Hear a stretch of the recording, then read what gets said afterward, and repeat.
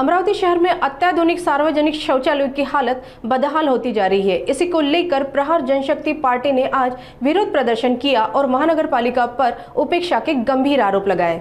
अमरावती में बीएमसी ने शहर में आधुनिक शौचालयों का निर्माण किया था, लेकिन अभी तक ये शौचालय बंद पड़े हैं।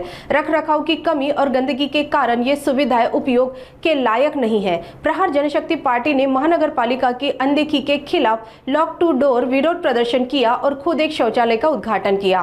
पार्टी ने महानगर पालिका पर आरोप लगाया कि जब प्रशासन सहकार्य नहीं कर सकता तो उन्हें यह जिम्मा खुद लेना पड़ा।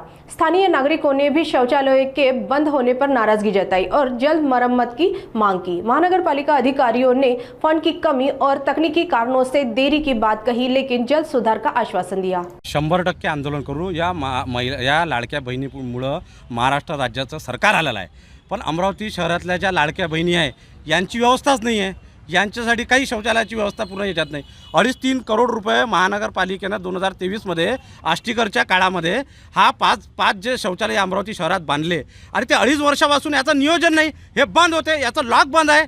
म्हणजे या जाचं कुठं आणि तो 2.5 कोटी रुपये तो आमच्या टॅक्समधला, अमरावती शहरातल्या जनतेच्या टॅक्समधला पैसा आहे, तो यांनी फारसा बुडवला आणि त्याचा भ्रष्टाचार केला।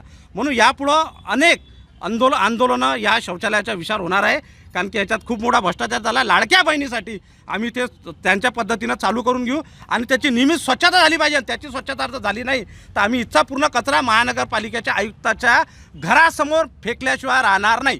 2.5 वर्ष झाले अमरावती शहरातील जिल्हाधिकारी कार्यालय, वेलकम पॉइंट, गाडगेनगर, बडनेरा बसस्थानक आणि छत्री तलाव अशा 5 ठिकाणी आकांक्षी शौचालय स्थापन करण्यात आली। याच्यासाठी जवळपास 2.5 ते 3 करोड रुपये खर्च करण्यात आले। मी सर्वप्रथम आपल्या सर्व पत्रकारांचे, सर्व वृत्तवाहिन्यांचे मनापासून आभार मानतो की आपण या ज्वलंत प्रश्नाकडे लक्ष वेधून आपण या ठिकाणी आम्हाला आंदोलनाला साथ दिली आणि या ठिकाणी आम्ही विभागीय आयुक्तांना 7 दिवस आधी अल्टिमेटम दिला होता, निवेदन देऊन की आपण यावर मनपाकडून कारवाई मागा, कारण मनपाकडून आम्हाला अपेक्षा नव्हती।